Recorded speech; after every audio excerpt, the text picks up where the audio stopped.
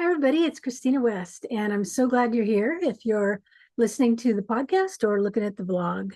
And today we're going to talk about AI in conjunction with the artist. And this is going to be sort of a multi-level topic because we're going to talk about working professional artists who are trying to create a body of work and also get out into the world and sell their art. We're going to talk about art from a personal exploration perspective, where people are learning creative principles,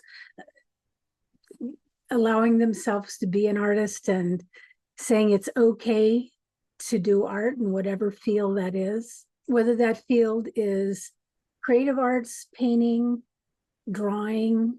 It could be jewelry making, it could be knitting, it could be whatever. And also not just the psychological and mind-body health connection that the arts give to people, and how it's integrated now into so many hospitals around the world, that they recognize and understand that art has healing potentials for those who do it and those who are viewing it. And then we're going to talk about AI from the perspective of a spiritual perspective. You know, many of you know that I've studied with shamans for 20 or 30 years. I started working with shamans since the 90s, and a lot of indigenous shamans, and also studied the Western mystery traditions. And I have explored in great depth ritual, advanced shamanic healing practice. I've been trained to do so. I've had advanced students for years. I've trained teachers who are actually all over the world. And that's part also of this culture where we want to plant our flag in our own work and say, this is me, this is me, this is me, this is me. And there's nothing wrong with that at a certain level. At another level, the cowboy on the range, right? The wild cowboy on the range has given America sort of a lawlessness that we admire. It's sort of like our Robin Hood, cowboys who stole money, or heists, or scams, or the Sting, the famous Robert Redford and Newman, the Sting. And we admire that. I also admire that. But I'm going to talk about AI from a lot of different viewpoints. I got my master's in cross-cultural sacred iconography. My undergrad was in commercial art, fashion design, and fine arts. And then I got my BA in communications and psychology, and I got my master's in transformational arts and consciousness, how artists can change the world. And thank God for artists, because we see so many of them, thank God, are online, and they're teaching their creative practices, and they're helping gazillion students claim the artist. I believe every single person is an artist, period. It doesn't really matter to me what it looks like. I know there's many teachers who are teaching techniques to make pretty art or shamanic art or abstract art or. And it's wonderful to take classes and to learn techniques. But what's happening now with AI is that people are actually stealing artists' work, that some people have spent a lifetime of on their hands and knees suffering to not perfect their craft, but they give everything to being an artist. So I just want to talk a little bit about being an artist. And one of my jokes is that I came out of the womb with a crayon, because it just was a given. My parents studied Rudolf Steiner's Western mystery traditions, and that has a Waldorf component. Now, I didn't get to go to a Waldorf school, but I was raised on myths and legends and a free reign in the arts and herb gardens and roses and in the country. So I had something that was just as good And that has a deep, deep resonant field in the soul of a human being for the creative arts. People who, I really feel sorry for people who are raised just on digital media, and they're doing what shamans called eating images, that they haven't learned how to look at an image, how to look at the becoming of an image. And that means the story arc of the image itself. Let's say a painting. I have some paintings behind me. And they may not even have interest in how the artist did it or what the artist has gone through to give that painting to a gallery or to sell it or to teach a class. And I woke up this morning from a dream. And in the dream, I was filled to do a podcast on AI. And many people want to know a shamanic perspective or a spiritual perspective or a mindfulness perspective. And my connection to the arts is to validate artists who are trying to work in a sacred way or create sacred art, or at least try to understand what it means to be a spiritual artist. And I've seen people create books with dripping letters that say sacred art, and it has nothing to do with sacred art, nothing. They just want to make money on it. And this is like just level one of, co-opting something that really doesn't belong to them. They don't have any training, and they want to make money and promote themselves as sacred artists. And all you have to do is look around social media and take a look at if these people have any training, even if they have training by themselves. But I'm talking about 20 or 30 years working with shamans, and through the work that I've done and the training I've done, and also the willing sacrifices I've done for art, I can recognize that in other artists. And I want to talk about what artists do, what they sacrifice in order to create something that you might see on a YouTube video or in a gallery. We know from stories of Van Gogh or Chagall what they had to go through and how suffering actually were the underpinnings of some of the most marvelous works. I have a lot to say about art, of course, but what I want to talk about is AI. And the premise of AI is I can't get on social media anymore without an artist talking about somebody in the world. It's coming a lot out of Asia. They're just scrolling, and it's called what's it called? Scraping artists' works and doing iterations of it in AI program. So it looks like the artist, and they're actually using the artist's name. Now, I have a fashion store, and there's a place in China that is actually promoting themselves as my business with my name. And they've done it for years, and it's affected my business negatively. My customers will email me and complain about this store and also the terrible garments they get. It's not even me. And I contacted the ad agency that's running those ads that we all know who it is. And I don't know if I'm allowed to say it on a blog or not. And they said, you have no recourse. They get to do it. So what we're finding out is in this last 15 years, the progression of people for money, for profit, without any work at all, without any sacrifice, without any love for it, are just taking people's work. And to me, it's like stealing pieces of people's soul and then putting it out at a discounted price and even using the artist's name. I've been working with AI because I'm trying to see what it is and what it offers. And I can understand where, especially writers who have to write content and they have a block about something and they can plug something in, a question, and they can get a whole bunch of things. They go, oh my God, I never thought of it that way. However, if they just allow AI to write it, it's a non-human thing. There is no energy of the human being. There's no heart force in AI. It's a mechanical dictionary.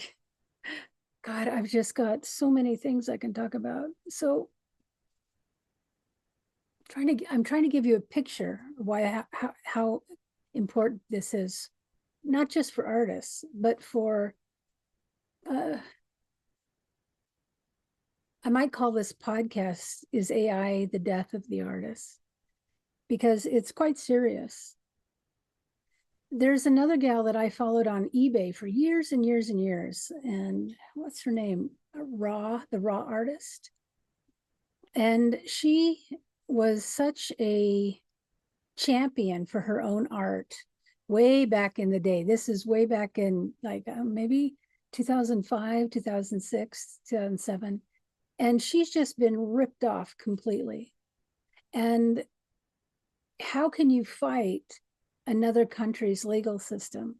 And they're actually trying to sell it as her work. So this isn't a one-time occurrence. I have a friend who is older and he came up through the ranks of the tech industry. And I'm an admin on Facebook for a couple of groups, and he's also an admin. And I said to him, I said, Andrew, here's what's going on. And I talked a little bit about my fashion business, what I'm seeing with artists, and also what I'm seeing with AI as a computer generated media. And he said, Christina, this is just the beginning. He said, I'm sorry to tell you, but from what we're seeing, because he knows all the data background of tech, he said, this is going to continue. There's not going to be any more original artwork left. There's going to be little pockets of artists. And he's looking in way into the future. Maybe not too far, maybe 10 years, maybe 20. Here's a little picture I did. It's just a little watercolor. Can't you see me in that? I can. It says, dive into your story. Now is the time. And this is, I love this kind of art. This is where my innocence, it's an overworked phrase, but the little child in all of us, you can see it there, can't you? The innocence. From a spiritual perspective, let's talk about AI. Now, I was raised in Santa Barbara, and we have the Ojai Mountains that surround Ventura, Ojai, and then Santa Barbara's a little bit up the coast. And my sister was adopted by the Native Americans in the Ojai community up there. And she became a sun dancer. And it's very interesting that I also, about the same time, worked with Michael Harner at the Foundation of Shamanic Studies. And I started in the 90s, in the early 90s, and I worked with Sandra Ingerman and then a lot of other indigenous shamans. And my question my whole life is, what makes art sacred? That's been the underlying quest of my life. And my name is Kay West, my initials, which is quest, quest for art. So Greg Brandon did a short video on Instagram last week that there is a real war going on for the battle of the divinity of the human being.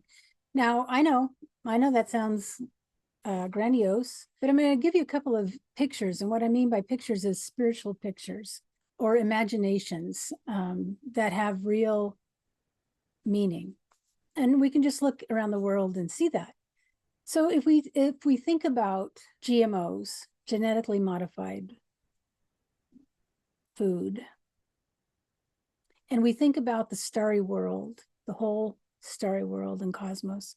And if any of you work with herbs in your life, or your mom worked with herbs, or your grandmother, or you had a sore throat and you got eucalyptus oil with a little honey, or all the folk remedies of herbs that have cured humanity since the beginning of time.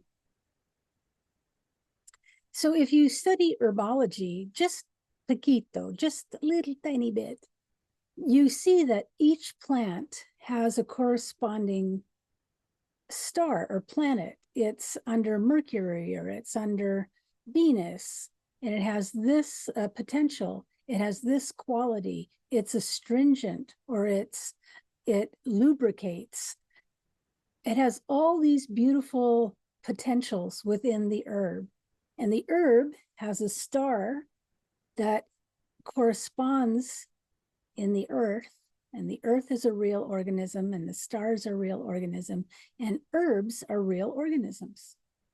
And the herbs actually have correlations to certain parts of the body: the heart, the lung, the larynx, the brain, whatever we're working with, blood pressure, all of it. So for money, companies came in and said, we're going to make not real food, and we're going to save the world because we're going to be able to feed everybody GMOs.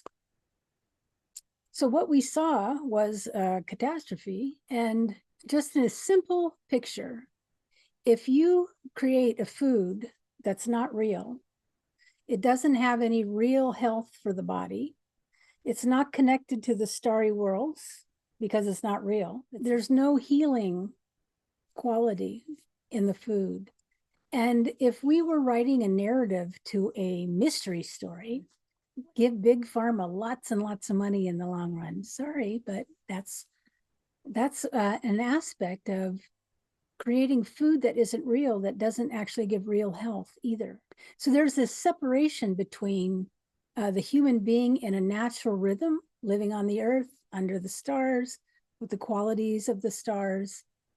And as many of you know, I just launched the Becoming Sophia project, where we work on each month, whatever the zodiac of the month is, and we talk about the virtue of the month, because I am an advocate of bringing back to awareness natural, lawful connections of the earth with the cosmos, as many other people are as well.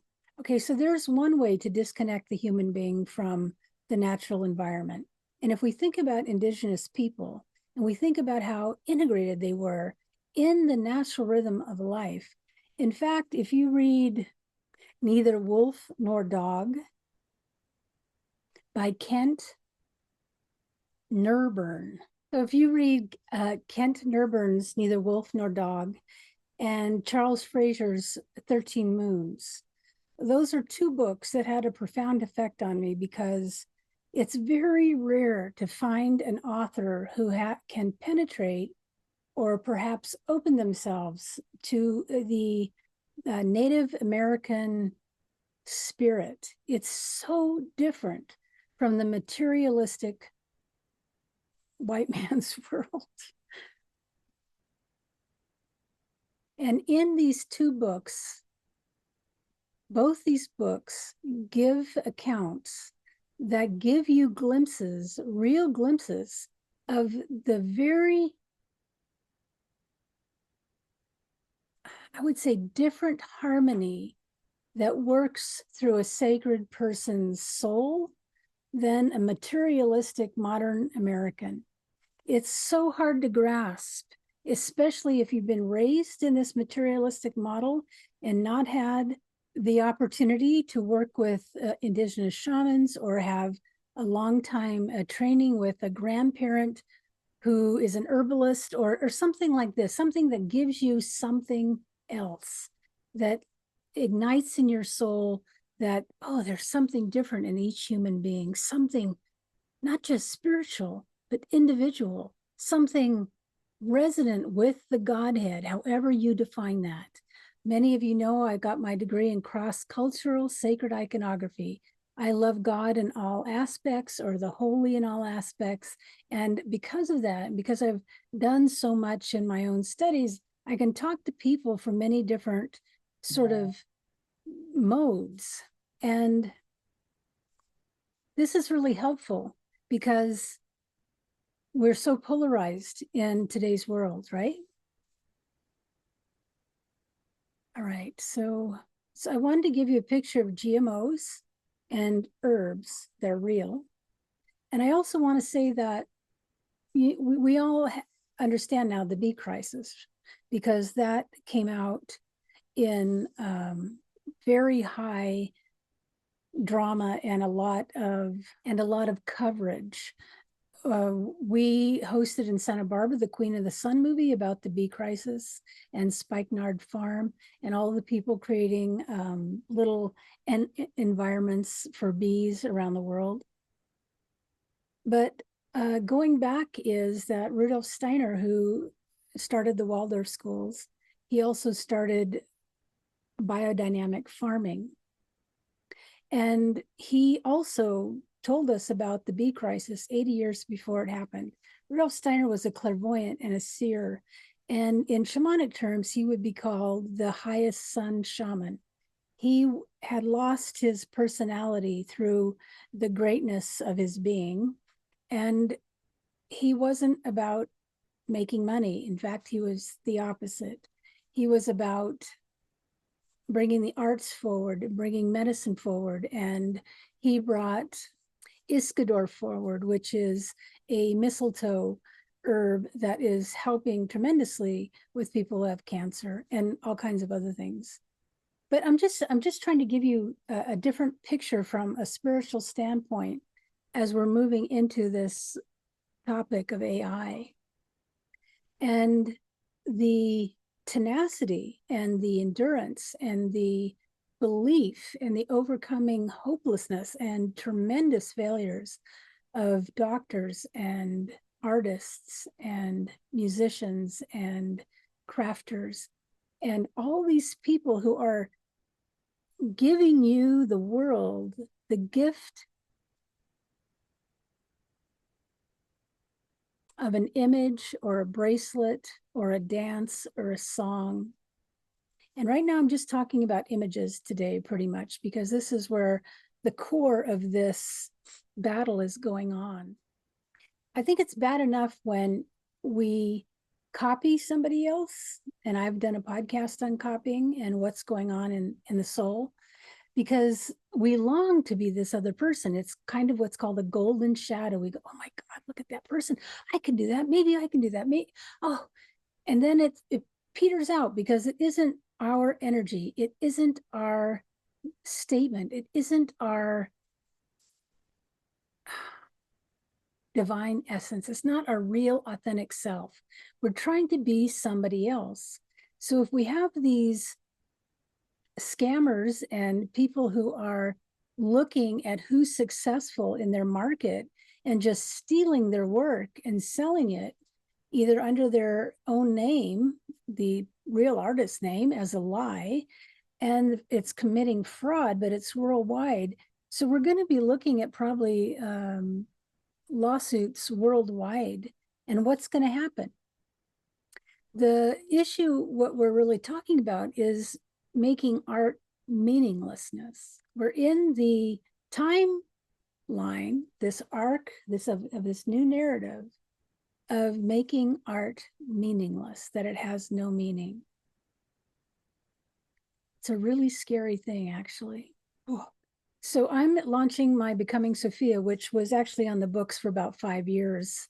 I even had the title and the banner made, but because I had the health crisis during the pandemic, as so many other people did as well, it got postponed.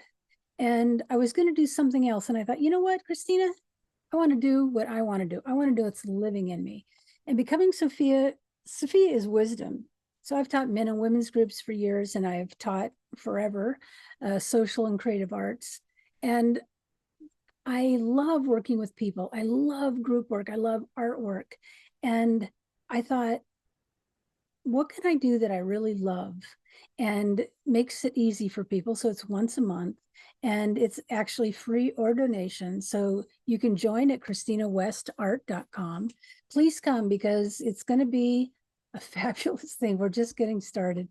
And it's showing, I was working on my promotional material for the launch, and been a graphic designer my whole life, so I'm very aware of images.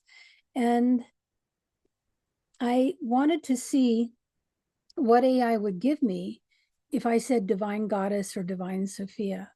Now, you know, the underbelly of the world we have, say in our European cultures, Christianity.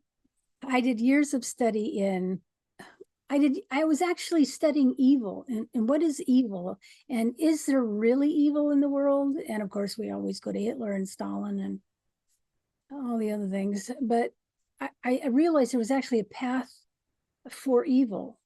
And now this is a lot of research that I'm condensing into a couple of sentences. It was years of work. And then I thought, I wonder if there's a path of goodness. Is there a path of goodness? What does a path of goodness look like? And then I remembered in Christian terms, I'll use, are people who have died and their body doesn't rot, and they smell like roses, right?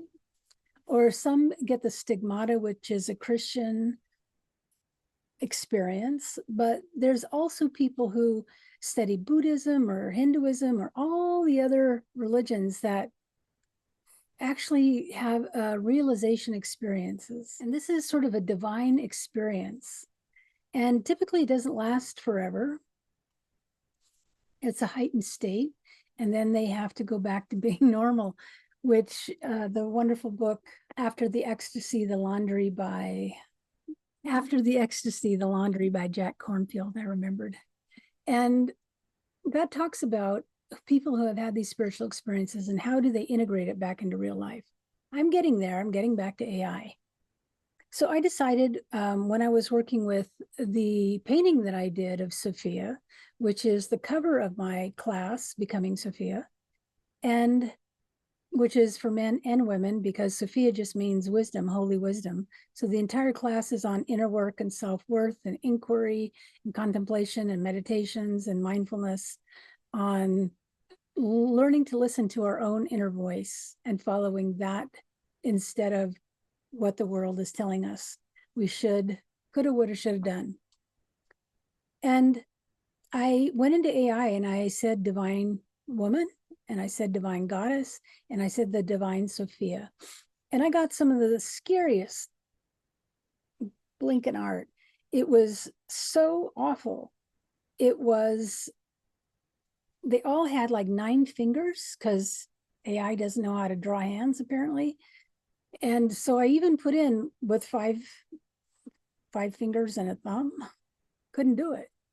And so you get these, and I'm just going to use the terms, very demonic, and Steiner would call it arimonic, but they're very demonic, subhuman forms. They're not human.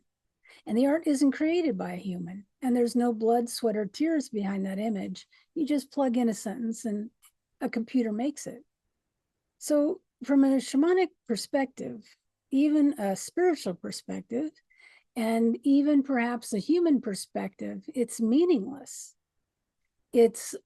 For me, it's a commercial art. You can do it because you can't paint yourself, or you're not going to take the time to paint, and you use an image like we do in Canva, which is fine. But to say it's to take somebody's art and steal it and then do, what do they call it? They call it scrapings. They don't even call it copying. They're called scrapings. Oof. And it's flooding the market, and it's flooding the art markets that are online markets. So for myself, I did many, many years of trainings with shamans, and I was working with Elliot Cowan. He actually lived in Santa Barbara, and I lived in Santa Barbara. And I would have healings from him. And He is a Jewish man who worked with Michael Harner at the Foundation of Shamanic Studies, but he started working with the Huichol Indians, and the Huichol Indians initiated Elliot as a Huichol shaman. And Elliot had Huichol art, and if you Huichol art, so they do gorgeous yarn. I'm a colorist. I love color heels, and so they had the earrings and the puma heads all beaded, and it's layered with honey, and they do these little seed beads, and I was nuts. And we would do these shamanic workshops 3 to 4 times a year, maybe 6 a year. And so you're always doing road trips. And I would load my car up with Huichol art, and I would get to wherever we were. And before I could even unpack, people would just flood me. And the art was gone, because shamanic practitioners who are studying the spiritual know that art was different, that art was sacred, that art came from an indigenous heart. And that indigenous heart was not occluded and darkened with this huge materialistic American mindset. The other thing is, I'm going to give you a picture of Tibetan mandalas, if you want to know what sacred art is. And in my book,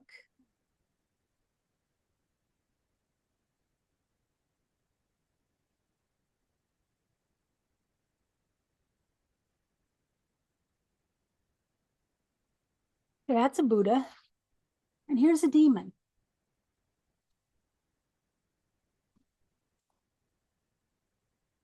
That is Mara. And Mara is Ahriman or Satan or the Lord of Death.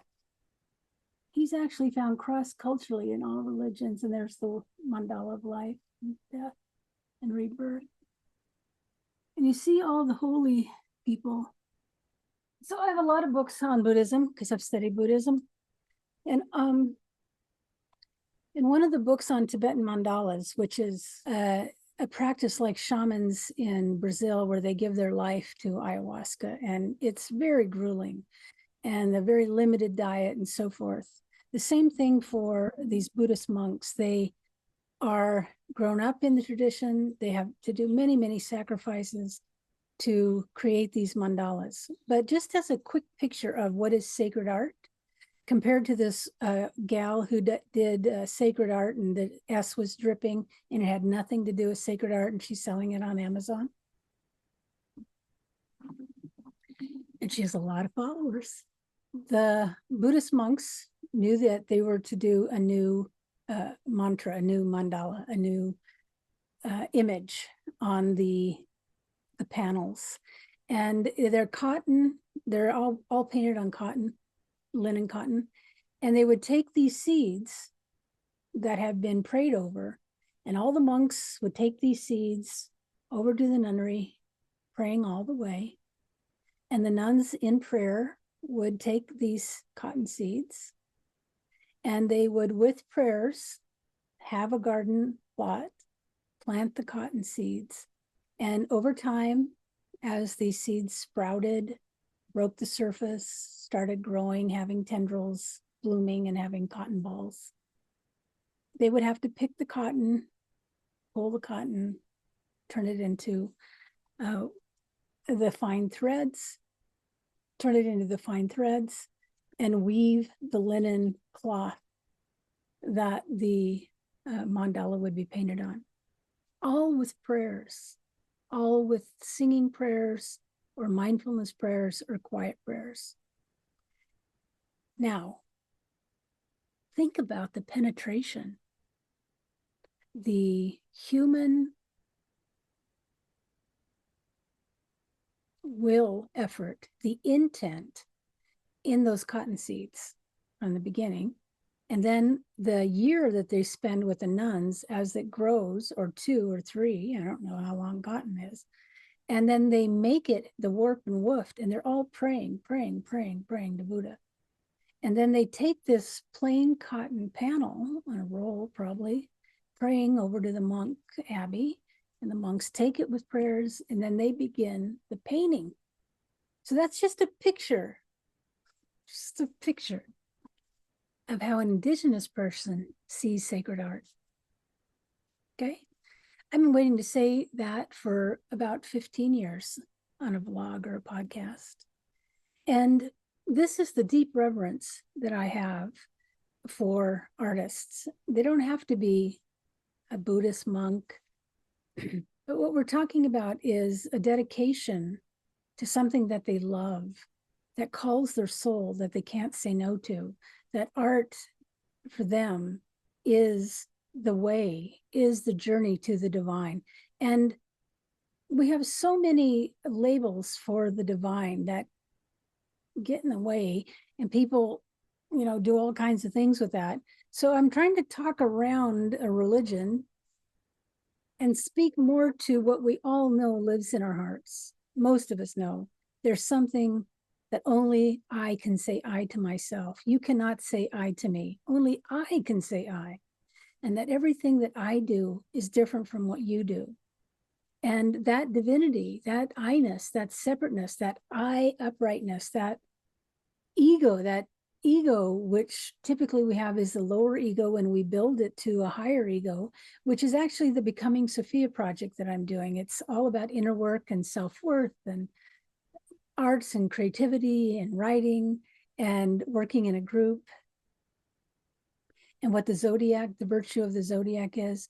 And a virtue is really just a character strength. And I've been teaching character development. That's what I taught in my men and women's groups. And I myself learned as I went along as well.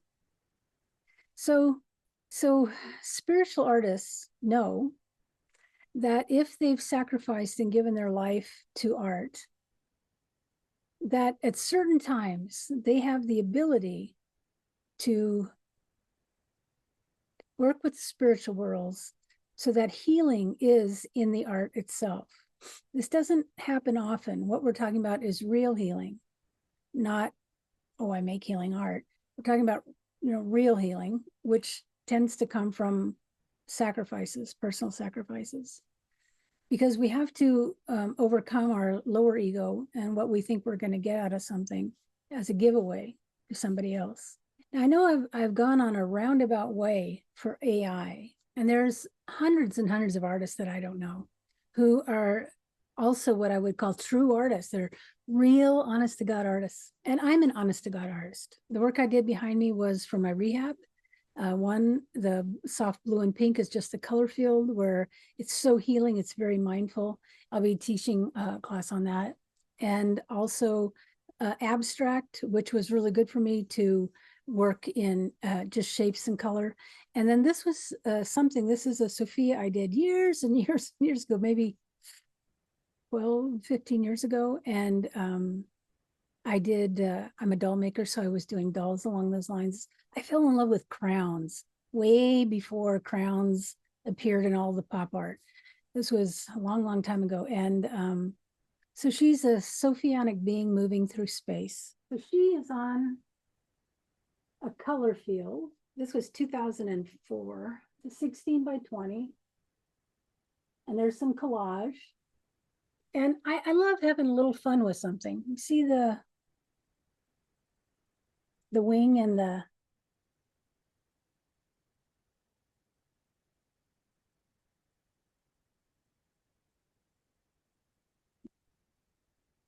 I wanted to give you an idea of just different pictures of artists who are working now in the world, and also sacred art, and the difference between sacred or spiritual art and mass-produced art, product-driven art. Product-driven is just, going to create something, going to make money. That doesn't mean that they're not true artists, but it's a product. They're in production mode. And then there's art that you'll never see from an artist. And most of my art has never been seen online. And from what I'm hearing, it might never be seen online, because I might not even do a show of it, because people in their cell phones, and they just think it's theirs to take a picture of and list. And if that painting that I did was actually a deep healing for me, for my soul, a deep penetration and a transfiguration of a 180-degree shift, is something I was working on and trying to penetrate That isn't for social media, and you'll never see it.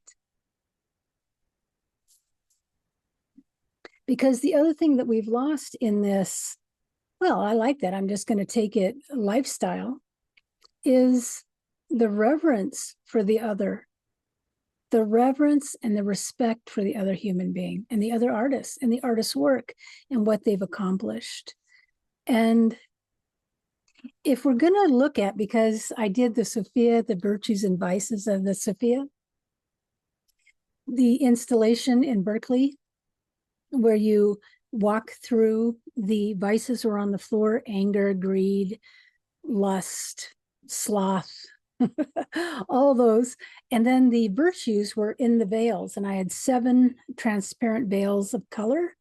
And you couldn't see what was at the end of these 7 veils. And as you looked at your vice on the floor and looked at the virtue and the colored, and you moved through and you kept pulling, looking at the vices and looking at the virtues until you could see at the end of this pitch black room with one pin light. I had somebody who worked at Lucasfilm who was a co-creator of that show, is Mary. And there was the Sophia that you met at the end. And the Sophia that I created was from dreams that I was having, because I'm a dream teacher and I was working over the threshold with asking questions at night and receiving answers. What does your face look like? What is the gesture? I was trying to get rid of my personality and give it up and work with the archetype, work with the divinity itself. And that was really, it took me 20 years to unpack what actually happened there at Berkeley in 2002. And that is what I'm trying to bring to the world, because it's for all of us. We all want to have this inner voice that we can follow and trust, and that's reliable. Oh, little birdie, he's talking to me. So we have this picture of GMOs that disconnect the starry world from the living organism of the earth. We have Rudolf Steiner, who gave a picture of the bee crisis, and you can read that in his bee lectures, just called The Bee or Honeybee.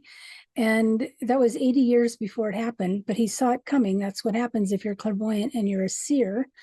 And he also gave biodynamics because he could see into the future that the earth was going to lose the healing potential in the food itself.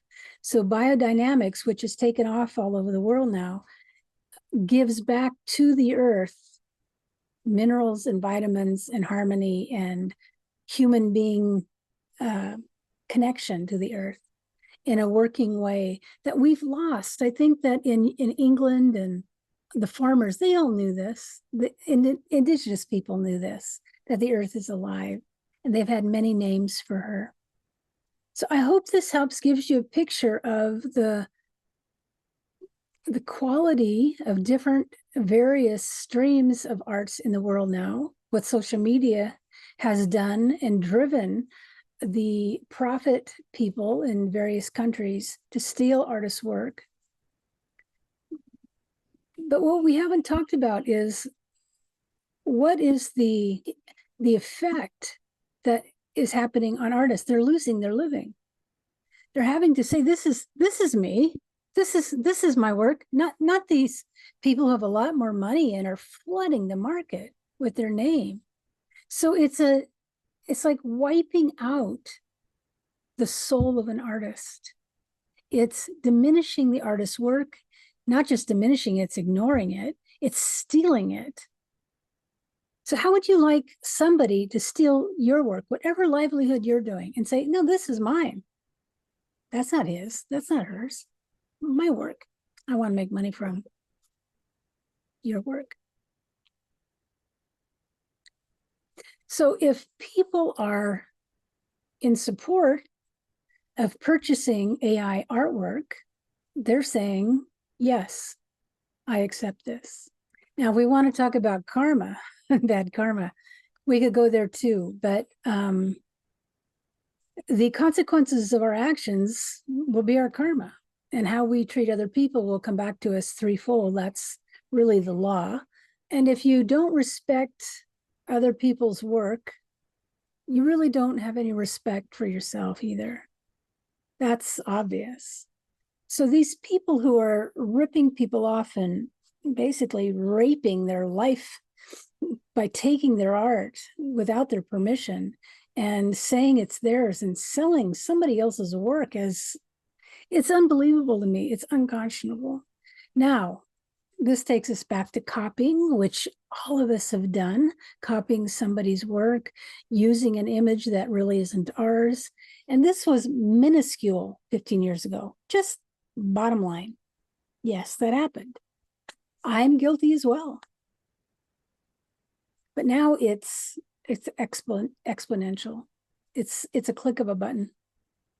So all the work that the artists have done, the years of study, the failures, tremendous failures, let's just talk about charcoal or watercolor or painting or abstract painting or landscape or the human being, life drawing. Oh my God, it can take a whole lifetime just to do one of those things, let alone abstract art, life drawing, portraits.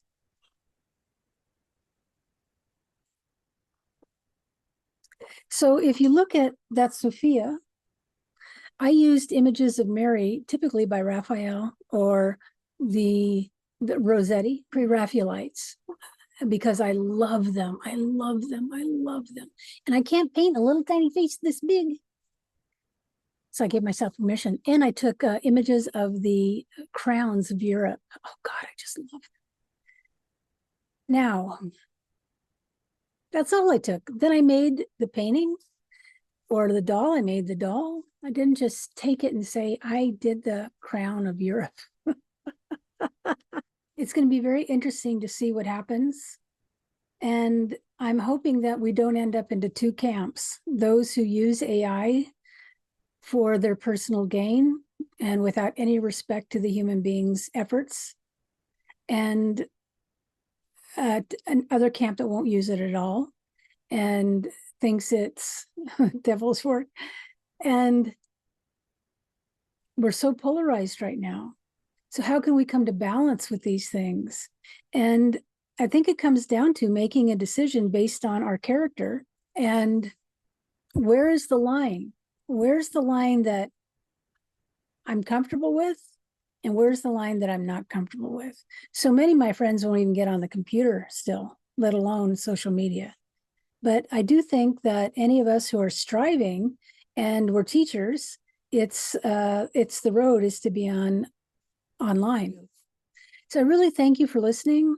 And I thank you for thinking about AI and its possibilities, but also its negative qualities and what is going to be the result for artists, real artists who are striving.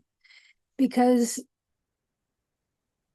we can't say that computers gave us more time when, Apple, who I love Apple, what we're doing is we're spending more time on the computer and less time doing art or doing reading or doing study or doing book clubs. We just go to the phone and we start scrolling. This is my second year with a cell phone. I was one of the last people to get it. I've got a lot more shamanic stories to tell you about images, and I think that's enough. So, is AI going to be the death of the artist? That's a question. I don't think that's hyperbole. I think it's a really good, solid question. And I have to say, it's a serious subject. And when I woke up from my dream time, my night class in dreaming, and I wanted to talk about, so do I use AI? Yes. Sometimes I use it when I've got to write something and it's so important for me and I have like writer's block. And then I'll go to Chatty, who I call Chatty, and say, here's what I want to do. And I say, give me 50 ideas. And one of them, which isn't what I use, I go, I didn't even think of it that way. Now, I don't do it all the time. I do it when I have a block and I need to get over a hump. So I'm not, no AI, but I'm pretty much no AI.